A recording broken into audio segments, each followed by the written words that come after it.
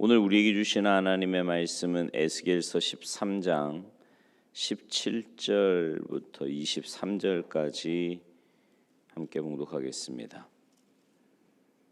에스겔서 13장 17절부터 23절까지 우리 한 목소리로 봉독하시겠습니다. 시작.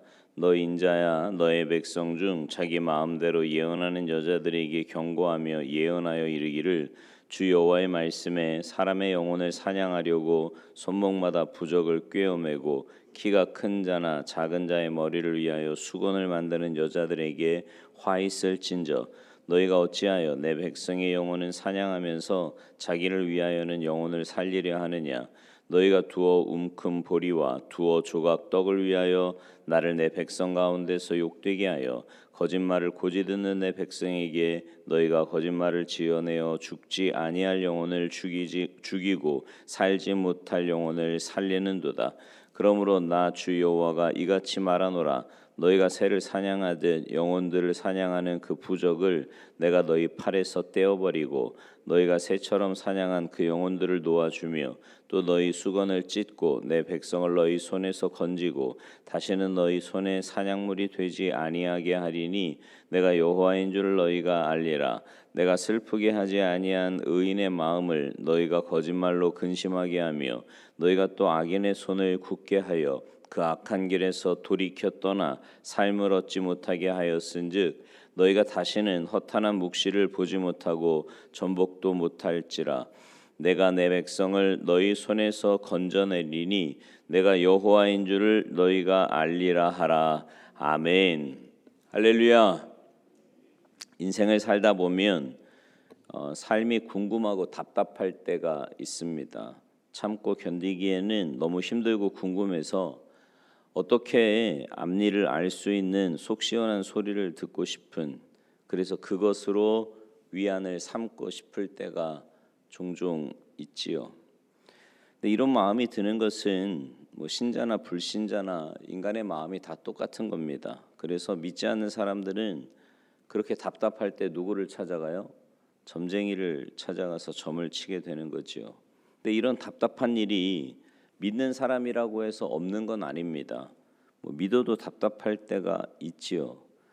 그러면 우리는 뭐 해야 돼요? 기도해야죠. 하나님께 자기가 나아가서 기도해야 되는데 이제 자기는 기도하려고 하지 않고 예언하는 사람들에게 찾아가서 물어보려고 합니다. 굉장히 좋지 않은 습관이지요. 하나님이 내 삶에 답답함을 주시는 것은요, 내가 뭔가 회개할 문제가 있든지 아니면 그 답답함 때문에 하나님이 내가 기도하기를 원하시든지, 그것도 아니면 그 답답함을 참고 견디어가는 인내의 연단, 그 시간을 하나님이 요구하시든지 그런 이유 중에 하나예요. 그러니 여러분의 삶에 답답함이 오면 엉뚱한 곳에 가서 기웃거리지 말고 하나님 앞에 나가서 기도하시기 바랍니다. 그리고 하나님의 때를 기다리며 인내하셔야 돼요. 자, 오늘 본문 17절을 보겠습니다. 너 인자야, 너의 백성 중 자기 마음대로 예언하는 여자들에게 경고하며 예언하여. 19절도 보세요. 너희가 두어 움큼 보리와 두어 조각 떡을 위하여 나를 내 백성 가운데서 욕되게 하여 거짓말을 고지 듣는 내 백성에게 너희가 거짓말을 지어내어 죽지 아니할 영혼을 죽이고 살지 못할 영혼을 살리는도다. 무슨 말이에요? 보리와 떡 때문에 내 양들의 영혼을 사냥하고 있느냐, 그런 말입니다. 자, 그러면 이제 오늘 본문 말씀을 통해서 우리가 얻어야 할 교훈은 뭔가? 첫째로 하나님은 우리의 회개와 변화를 요구하시는 것이다라는 겁니다. 여러분, 기독교와 무속 신앙의 차이를 제가 종종 말씀드리지만 여러 가지가 있는데요. 그 중에 하나가 기독교는요, 사람의 변화를 요구한다는 겁니다. 변화, 회개를 요구한다는 거죠. 그러니까 너가 잘못해서 어려우면 돌이켜서 바로 되어야 되는데 잘못된 거는 놔두고 점쳤다고 해서, 예언받았다고 해서 그것이 해결되느냐, 그런 말입니다. 그러니까 무속은 뭐예요? 변화, 회개 이런 거 요구하지 않아요. 다만 그냥 쪽집게처럼 잘 맞추기만 하면 되는 겁니다. 무당이나 점쟁이는 뭐 그가 어떻게 살았냐, 어떤 삶을 사느냐 이런 거 별로 중요하지 않습니다. 그냥 쪽집게처럼 말만 잘하면 되는 거지요. 그러나 우리 기독교인들은요, 그의 말이 옳고 그르냐가 중요한 게 아니에요. 말만 맞아서만 되는 게 아니다 말입니다. 우리는 어떤 삶을 사느냐가 중요한 거예요. 어떤 삶을 사느냐. 그래서 우리에게 요구되는 것은 회개하는 삶이지, 변화된 삶이지, 그 입에서 나오는 쪽집게 같은 말이 필요한 게 아니다 말입니다. 하나님은요, 지금 예언을 해주고 싶으신 게 아니라 삶의 변화를 요구하고 계시는 거예요. 그러니까 변화되지 않는 삶 속에 기도가 사실 무슨 의미가 있겠습니까? 여러분 생각해 보세요. 아무리 기도 많이 무슨 예언 기도를 듣고 별걸 다 해도 내가 변화되지 않는데 그 변화되지 않는 삶에 무슨 하나님의 역사가 있겠냐고요. 아무리 달콤한 예언을 듣는다고 해도 내 삶이 변화되지 않으면 안 된다라는 것이 하나님의 말씀입니다. 두 번째로 하나님은 본인의 기도를 요구하십니다. 본인의 기도를. 예언 기도를 받는 사람들은요, 본인이 하나님 앞에 잘 나가려고 하질 않거든요. 근데 여러분 사실요, 매일 이렇게 새벽마다 나오셔서 기도해 보시니까 아시겠지만 사실 기도하는 게 그렇게 쉬운 일은 아니에요. 더더군다나 지속적으로 꾸준하게 하나님 앞에 기도한다는 건 결코 쉬운 일이 아닙니다. 그러니까 기도하는 것보다 뭘 선택하는 거냐면 한 방에 끝내려고 하는 거예요. 예언 기도를 찾는 이유가 뭐예요? 한 방에 끝내겠다는 거잖아요. 한 번에 그냥 딱 듣고. 우리 인생 살다 보면 어렵고 답답한 일이 있다니까요. 여러분 여지껏 살면서 그런 일 없었던 적이 있습니까? 다 있어요. 제가 늘 말씀드리지만 다 있어요. 다 있어요. 근데 그것은요, 그때마다 본인이 하나님 앞에 나와 기도하기를 원하시는 거예요. 그러니까 여러분 제일 어리석은 사람이 어떤 사람이냐면 문제가 있는데도 기도를 안 해. 네. 이거는 뭘 믿는지 잘 모르겠는데 내 삶에 하나님의 문제를 주신 건 뭐 여러 가지 이유가 있겠지만 그 중에 가장 큰 이유 가운데 하나는 기도하라는 거거든요. 기도해서 하나님과 교제를 해야 하나님의 뜻을 알고. 혹시 이런 분 있습니까? 난 기도 안 해도 하나님의 뜻이 뭔지 알아. 그럼 알면 그대로 살든가.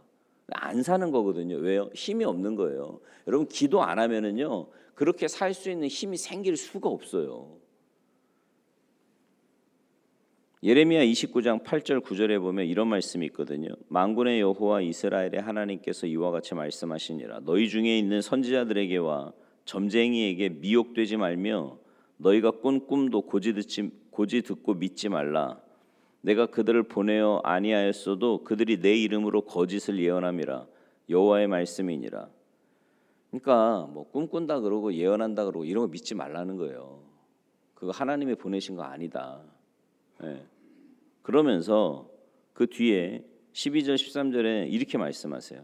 너희가 내게 부르짖으며 내게 와서 기도하면, 그러니까 너가 직접 와서 기도하라 이 말이에요. 너가 기도하면 내가 너희들의 기도를 들을 것이요 너희가 온 마음으로 나를 구하면 나를 찾을 것이요 나를 만나리라. 어려움 속에서 하나님이 원하시는 건 남이 해주는 예언 기도 있다는 게 아니고요, 내가 전심으로 하나님을 찾기를 원하신다는 말입니다. 이사야서 55장 6절 7절에도 이런 말씀이 있어요. 너희는 여호와를 만날 만한 때에 찾으라. 가까이 계실 때 그를 부르라. 악인은 그의 길을, 불의한 자는 그의 생각을 버리고 여호와께로 돌아오라. 그리하면 그가 긍휼히 여기시리라. 우리 하나님께로 돌아오라. 그가 너그럽게 용서하시리라.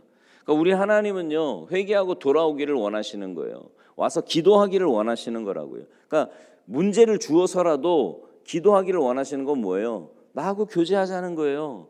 내 뜻이 뭔가를 좀 알라는 거죠. 세상에 나가서 눈에 보이는 거에 현혹돼가지고 그냥 거기 빠져 살지 말고 나하고 좀 영적인 교제를 나누고 하나님 나라 백성답게 그렇게 살자. 그러고 하나님이 우리를 부르고 계시는 겁니다. 그 사실을 기억하시고 특별히 힘들고 어려울 때, 특별히 답답해서 갈 바를 알지 못할 때 엉뚱한 것에 가서 기웃거리지 마시고요. 기도하시기 바랍니다. 하나님 앞에 나와 기도하세요. 그게 사는 길이에요. 그게 사는 길. 세 번째는 답답할 때 필요한 것이 믿음이라는 겁니다. 여러분 본래요. 신앙생활은 답답함 속에서 믿음으로 이겨나가는 거예요. 인간이 어떻게 미래를 다 알겠습니까? 또 앞일을 다 알면 여러분 앞일을 다 알면 잘 살 수 있을 것 같으세요? 오히려 게을러지지 않을까요? 오히려 재미없지 않을까요? 오히려 불안하지 않을까요? 알면 다 알면. 인간은요 모르는 미지의 세계를 때로는 답답하고 힘들지만 오직 믿음으로 하나님 의지하고 살아가는 겁니다. 앞날의 즐거움을 또 앞날의 그 복을 위해서 하나님이 침묵하고 계시는데 그때 우리에게 필요한 건 믿음이에요. 무슨 믿음이요? 하나님께서 나를 더 좋은 길로 인도해 주실 것이라는 믿음. 하나님은 오늘 저와 여러분에게 그런 삶을 원하시는 거예요. 이 답답함과 괴로움과 고독함 속에서 내 마음에 그릇이 연단되어지고 준비되어져 간다는 사실을 우리는 깨달아야만 합니다. 여러분 고난은요 이론이 아니에요. 연단은 이론으로 되지 않습니다. 성경이 말하는 건 변화라는 거예요. 회개하라는 거죠. 문제 앞에서 하나님 앞에 나와 기도하라는 겁니다. 문제는 막 있다만한데 기도는 안 해요. 뭐 어떻게 해결하실 거예요? 기도하라는 거죠. 그리고 기도했으면 참고 믿음으로 견디라는 겁니다. 오늘 여러분의 앞길에도 어렵고 답답한 일이 있을 줄 알아요. 그러나 여러분 기억하십시오. 모세도요 그런 기간이 40년이었고요. 요셉도 13년이었고 다윗 왕도요 그런 기간이 10년 이상이었어요. 하나님은 그 답답한 일 속에서 여러분을 그냥 가만두고 계시는 게 아니고 여러분과 함께하고 계시고요. 그 답답함 속에서도 하나님은 여전히 일하고 계십니다. 여러분을 지키셨고요. 여러분을 보호하고 계시는 거예요. 여러분 그러니까 여기까지 온 거 아닙니까? 그러니까 여기까지 온 거예요. 하나님이 지키시고 보호하셨으니까 여기까지 왔지. 뭐 내가 잘해서 여기까지 왔습니다. 전혀 그런 생각 안 하거든요. 가끔 집사람하고도 그런 얘기하는데 하나님의 여지껏 은혜 베풀어 주셨기에 우리가 여기까지 온 거 아니냐. 네, 하나님의 전적인 은혜. 그러니까 언젠가 이런 어려움을 극복하고 연단시키신 후에 하나님은 더 큰 복을 주실 거라는 사실을 믿으시고요. 날마다 믿음으로 반응하며 나아가는, 특별히 뭐 새벽마다 기도하러 나오시는 분들이지만 여러분 정말 기도 가운데 하나님 만나도록, 깊은 기도 가운데 하나님 만나도록 날마다 기도하기를 쉬지 마시고요. 기도하기를 사모하시고 그래서 기도 가운데 응답하시고 역사하시는 그 하나님을 날마다 체험하며 사시기를 주님의 이름으로 축원합니다. 기도하시겠습니다. 하나님, 연약한 우리 인생이 문제를 만나고 또 어려움을 만나면 당장 뭔가 누가 나에게 좀 속 시원한 얘기 좀 해줬으면 좋겠고 뭔가 하나님의 응답이 좀 빨리 왔으면 좋겠기에 엉뚱한 것에 우리의 마음을 빼앗길 때도 있지만 그러나 하나님, 우리의 모든 생사화복은 전적으로 하나님의 손에 있는 줄 믿습니다. 그 전능하신 하나님을 온전히 의지하며 무엇보다 그 하나님께 나아가 기도하기를 쉬지 말게 하시고 무엇보다 하나님의 때를 신뢰하고 하나님의 방법을 신뢰하며 하나님을 잠잠히 기다릴 줄 아는 믿음을 저희들에게 허락하여 주셔서 고난이 오고 문제가 올수록 더 차분하게 더 기도하며 주님께 가까이 나아가 하나님의 역사하심을, 하나님의 해결해 주심을, 하나님의 일하심을 늘 체험하며 살아갈 수 있도록 은혜 내리어 주시옵소서.